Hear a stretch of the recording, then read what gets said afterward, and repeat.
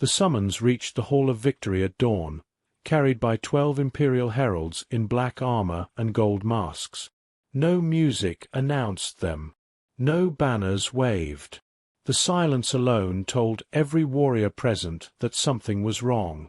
Arrayed beneath the vaulted ceiling stood the Empire's greatest champions, towering Karvax dual lords clad in scarred battleplate, silver-caped admirals whose names were taught in war academies, beast riders from the Ash Moons, and the crimson-eyed executioners of the Inner Throne. Together, they had crushed rebellions, burned fortress worlds, and carved the borders of the Empire deeper into the stars. There was no enemy they had ever openly feared. At the center of the hall, beneath a massive carved image of the Emperor Triumphant, the chief herald unrolled a scroll of black metal. "By decree of his eternal radiance," he declared, his voice echoing off the stone, "the 7th expansion begins at once. The target is the Human Confederacy. All honored champions named in this order will march at the head of the Imperial assault." For a moment, no one moved. Then the oldest among them, Grand Marshal Tarek Vole, stepped forward. He was a living monument, wrapped in a cloak stitched from the flags of conquered worlds. He had broken the fleets of the Van Dominion and strangled the rebel king of Surot with his own chain of office. He studied the decree, and for the first time in living memory, color left his face. "No," he said. The word fell like a weapon. A murmur rolled through the chamber. The herald blinked, unsure he had heard correctly. Grand Dual Lord Kays, who had once fought 6 challengers at once and left their crowns in a pile at his feet, turned away before the order could even be handed to him. Admiral Sorrel of the Ebon Tide closed her eyes as if hearing a funeral bell. One by one, the Empire's legends refused. "I will not go. My bloodline ends with me if I obey that command. Send conscripts. Send machines. Send the Emperor's own sons. I will not march on humanity." The heralds stood frozen. Refusal of a direct imperial command was treason. Treason was death. Every being in that hall knew it. Yet none of the champions reached for their weapons. None pleaded. They simply stood there, calm and immovable, like veterans already acquainted with a worse fate than execution. From the gallery above, hidden behind a screen of gold lattice, junior strategist Cale Wren watched with a tightening throat. He had been summoned to record the ceremony, expecting pride, glory, perhaps the opening of another effortless conquest. Instead, he was witnessing the impossible. Fear, not the fear of dying. Warriors accepted death. This was the fear of memory. Cale saw it in their eyes. Not panic, but recognition, as though the word human had opened a grave inside each of them. The chief herald tried again, louder this time. "This is the will of the Emperor." Grand Marshal Vole lifted his gaze toward the throne banner overhead. His voice, when it came, was low enough that the hall had to lean in to hear it. "Then the Emperor is asking for corpses." A shock passed through the room. No one spoke after that. The champions of the Empire, beings who had stood smiling in orbital fire and laughed at death chants from doomed armies, laid their medals, seals, and command rods at the foot of the dais, and walked away from the war. By nightfall, the entire capital knew the truth. The strongest warriors in the galaxy would rather face the Emperor's wrath than attack humanity. Cale Wren did not sleep that night. The capital had become a living storm of whispers.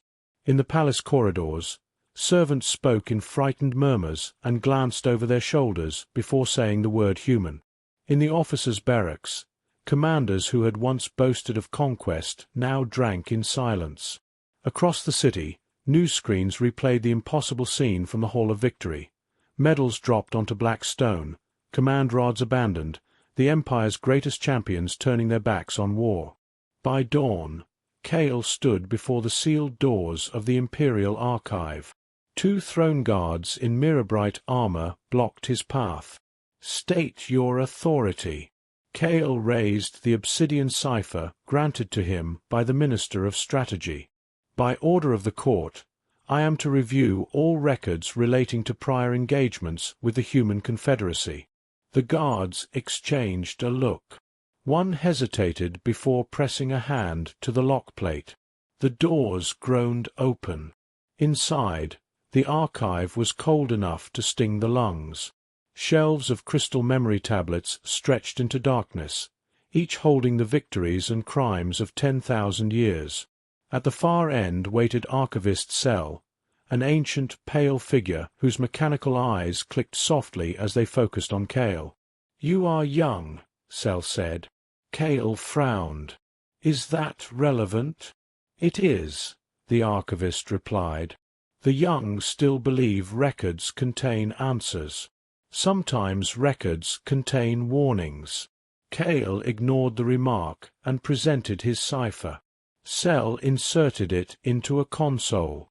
For a long moment, lines of light scrolled across the glass. Then, instead of opening files, the console flashed red. "Access denied. Sealed by imperial decree." Kale stared. These campaigns were erased? "Not erased," Cell said. "Buried." "Why?" The archivist's expression did not change. "Because the Empire prefers stories of triumph." Cell touched another panel, older and hidden beneath the main interface. This time the console shuddered, and a single file emerged from the dark. "Engagement.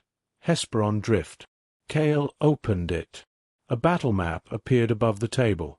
An Imperial spearhead of 200 warships descending on a small human mining system. By all logic, it should have been a clean victory. Human defense numbers were laughable. Their stations were outdated. Their fleet was scattered. Then Kale played the combat record. The humans had detonated their own outer docks to blind targeting arrays. Cargo haulers, converted in minutes into missile hulks, rammed Imperial destroyers at full burn.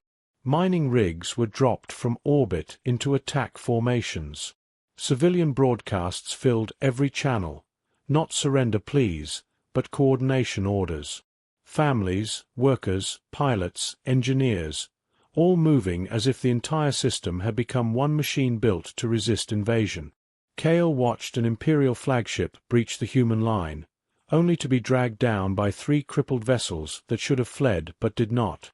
Casualty figures rolled across the screen. Imperial losses. Catastrophic. Human losses. Total. Kale stepped back slowly. They destroyed themselves, just to stop one advance? Cell said nothing. Another file opened. Morak Gate. Then another. The Red Veil. Then HFY. Each told the same story in different blood. The Empire arrived stronger. The Empire struck first. The Empire won the opening hours. And then humanity adapted. They rewired stations into guns, turned cities into traps, changed tactics mid-battle with terrifying speed. No surrender followed. No negotiated retreat.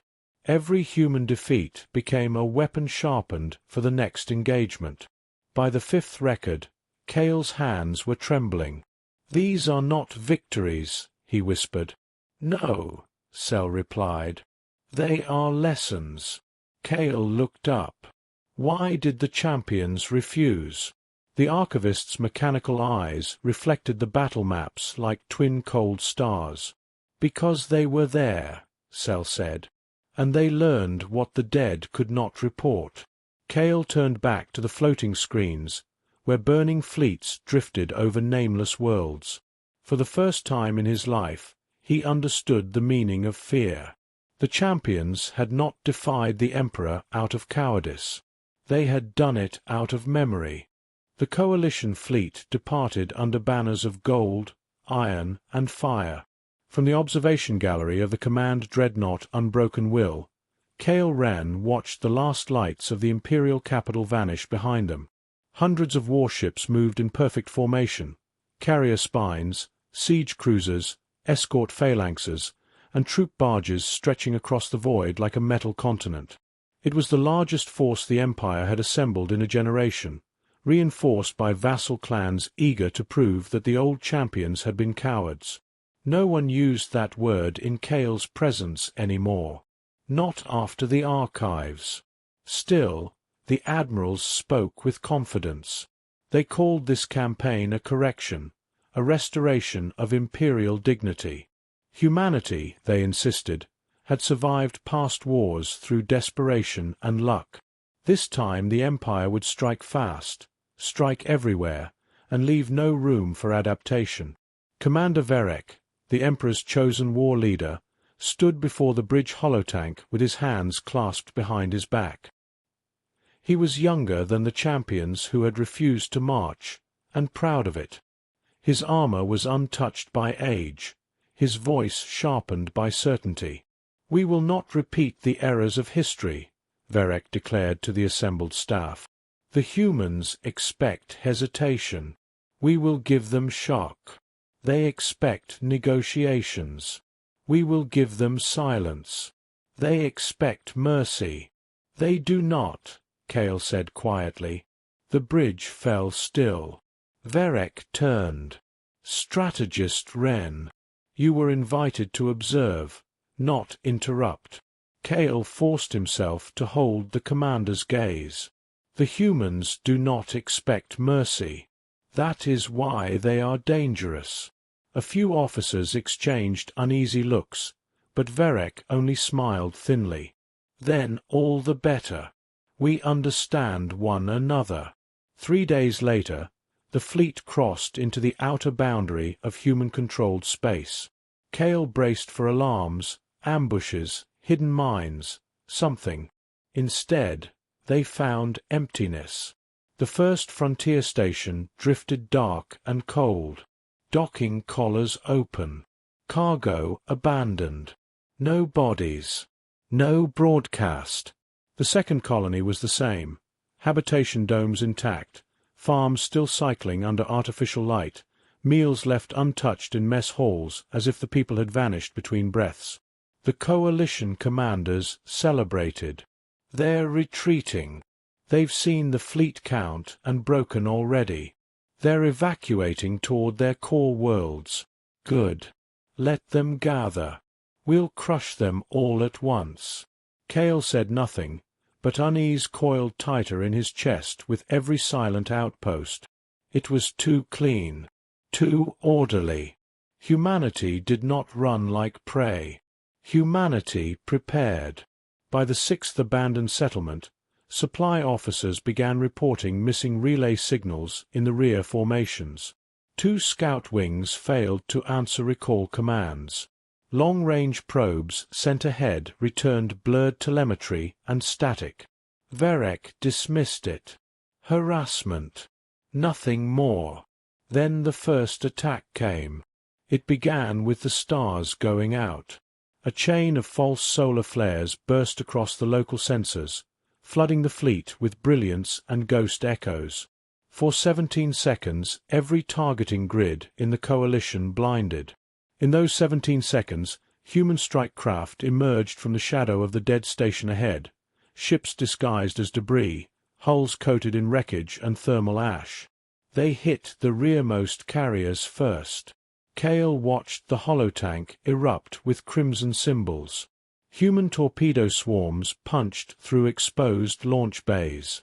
Cargo modules detached from drifting stations and accelerated like missiles into escort screens.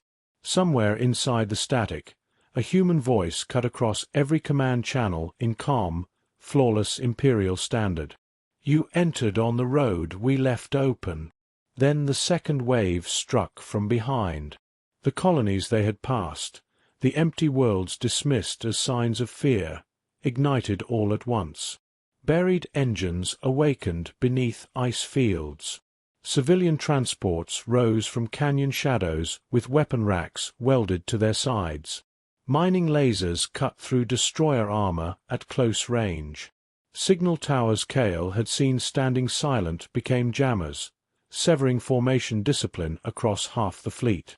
The trap closed exactly as it had in the archives, only faster. Varek shouted orders. Cruisers broke formation. Fighter clouds scrambled. The coalition still outgunned the humans, still outweighed them, still should have won. But every time an Imperial ship moved to respond, the battlefield had already changed. A station became a fortress. A moon became a sensor blind. A retreat corridor became a kill zone. Cale gripped the rail as the Unbroken will shuddered under distant impacts. Now he understood the old records fully. Human strength was not in any single ship or weapon. It was in transformation. In the terrifying speed with which they turned loss into leverage, emptiness into bait, and invasion into disaster. On the bridge, for the first time, Commander Varek's certainty cracked. And as more red lights bloomed across the holotank, Cale realized the campaign had not begun with the Coalition's arrival. It had begun the moment humanity knew they were coming. By the fourth day of the campaign, the Coalition fleet no longer resembled an army of conquest. It looked like a wound. Ships drifted in fractured clusters across the black, their formations broken, their signals choked by human interference. Carriers burned without escorts. Escort screens wandered blind. Entire squadrons had vanished into sensor shadows and returned only as debris fields. The grand momentum of the Empire had been reduced to hesitation, confusion, and the grinding fear that every silence concealed another trap. Yet Commander Varek refused retreat. He stood on the command dais of the Unbroken Will, armor scorched now, one side of his face lit by the blood-red glow of tactical warnings. Around him, the bridge crews worked with the frantic precision of beings trying not to notice they were dying. "We still hold superiority," Varek snapped, pointing at the holotank. "Mass, firepower, reserves, everything still favors us. The humans are bleeding. They have thrown civilians, freighters, and mining craft into battle. They are desperate." Cale Rand stared at the display, at the scattered human signatures converging around the Coalition's projected line of advance. "No," he said, his voice barely above the hum of the failing systems. "They are committed." Varek rounded on him. "And what is the difference?" Cale looked back at the map. "Desperate people hope to survive. Committed people have already accepted the cost." Before Varek could answer, the fleet reached the edge of the inner defense ring around the human world designated Meridian. It was not Earth, not even a major capital by Imperial standards. Meridian had once been marked as a secondary industrial colony. Shipyards, supply stations, civilian populations, defense value limited. On paper, it should have been an easy target, the kind of world seized to force negotiations. Instead, it became the battle that ended the Empire's courage. The first line of human defense was made of wreckage. Broken freighters, shattered station segments, dead satellites, all chained together in a vast orbiting wall around the planet. Imperial gunners opened fire, blasting corridors through the debris. The Coalition surged forward, convinced the barrier was only a delay. Then the wreckage answered. Hidden drives ignited. Gun ports unfolded from cargo hulls. Reactor cores rigged to overload turned dead ships into burning bombs. The shattered wall moved like a living thing, folding inward around the attackers. Cruisers that had pushed ahead found themselves boxed into lanes of concentrated fire. Siege barges vanished in blossoms of white plasma. A battleship beside the Unbroken will lost its prow to what sensors identified, absurdly, as a civilian refinery tug packed with antimatter charges. The bridge shook as another shock wave rolled through the formation. "Forward batteries, clear the lane!" Verek roared. "There is no lane," an officer shouted back. "They keep rebuilding it." And they did. Human engineer craft darted through the battle under covering fire, welding wrecks into new barricades even as old ones burned. Dropships fell from the clouds below, not fleeing the planet but rising from it. Meridian itself had become part of the defense. Ground cannons hidden in mountain ranges opened through the atmosphere. Orbital lifts were severed and dropped like spears. Cities blacked out in coordinated sectors to confuse targeting from above. Every district, every dock, every structure seemed designed with a second purpose. If invaded, it became a weapon. Then came the counteroffensive. Human warships emerged from beneath the planet's magnetic shadow, where they had hidden inside the interference of Meridian's storm belts. They struck the coalition's center with impossible precision. Not at random, not with rage, but with method. Ammunition carriers first. Command relays second. Medical ships third. They were not simply winning the battle. They were removing the fleet's ability to continue one. Kale watched a squadron of Imperial assault carriers attempt a breakthrough toward the surface. They nearly reached low orbit before human defense skiffs latched onto their hulls and detonated in sequence, carving them open from the outside. One carrier plunged burning into the atmosphere below. For a heartbeat, Kale saw the lights of Meridian cities reflected on its falling armor. No cheers rose from the planet. No triumphant broadcasts. Only a single transmission, repeated on every frequency in every language the coalition used. Leave. Not surrender. Not bargain. Leave. Verek stared at the holotank as one red failure after another consumed the fleet. At last, the certainty that had carried him across the stars collapsed. His shoulders sagged. His hand, still clenched around the rail, trembled. Around him, officers stopped pretending they could still win. The strongest warriors of the old empire had understood this moment long before it came. Humans did not fight to conquer reputations or satisfy pride. They fought to carve a memory so deep into their enemies that no second invasion would ever seem worth the price. By the time retreat was finally ordered, the coalition had lost more than ships. It had lost faith in force itself. The survivors returned without formation. What remained of the coalition fleet emerged from jump space above the imperial capital in scattered fragments. Burned cruisers limping on crippled drives, escort ships towed by vessels half their size, carriers blackened into hollow frames. Many never arrived at all. Some had vanished in the retreat from Meridian. Others had broken apart during transit, their damage too severe to survive the crossing home. Of the armada that had departed beneath banners of certainty, less than a third returned. The capital fell silent as the wrecks filled the sky. No songs welcomed them. No victory bells rang from the palace spires. Citizens gathered in the plazas and on the high terraces to stare upward at the shattered fleet, and for the first time in living memory, the empire looked mortal. Kale Ren descended from the unbroken will with ash still ground into the seams of his uniform. He had left as a court strategist, a recorder of glorious conquest. He returned looking older than his years, carrying no report case, no polished tablets, only a small data shard in his gloved hand, the final record of the campaign. Commander Verek did not leave the ship under his own power. He was carried on a grav stretcher, one arm bandaged to the shoulder, his face pale beneath a web of healing burns. Yet none of his wounds silenced the truth in his eyes. The arrogance was gone. So was the anger. What remained was something far worse for a man like him: understanding. By imperial decree, the survivors were brought at once to the Hall of Victory. The same chamber where the champions had refused to march now stood full again, but this time no one boasted. The black stone floor gleamed beneath the throne banner. At its foot still lay faint marks where medals and command rods had been cast down days before, as if the hall itself had not forgotten.